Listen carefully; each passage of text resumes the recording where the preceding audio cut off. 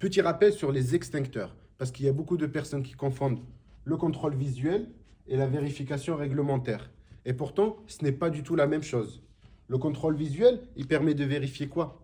Si l'extincteur est présent, est-ce qu'il est en bon état et est-ce qu'il est accessible?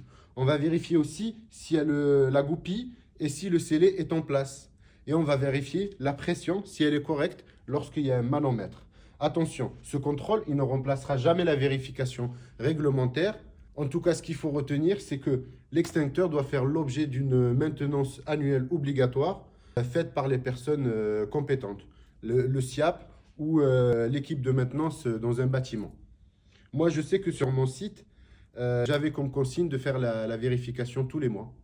Vous allez me poser la question, ben, pourquoi faire un contrôle visuel si on a une vérification réglementaire? Parce qu'entre deux maintenances, il peut se passer tellement de choses. L'extincteur peut tomber, il peut être abîmé ou déplacé et devenir inutilisable. Donc, la vérification visuelle, elle est très utile, mais elle ne validera pas la conformité réglementaire du matériel, tout simplement.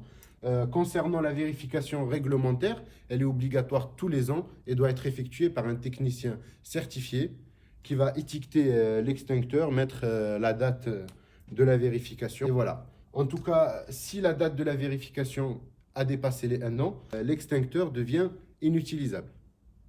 En tout cas, ce qu'il faut que vous retenez, c'est que si un extincteur il est visible, il n'est pas forcément vérifié.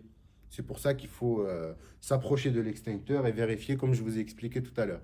En tout cas, si vous avez aimé cette vidéo, n'hésitez pas à liker et partager.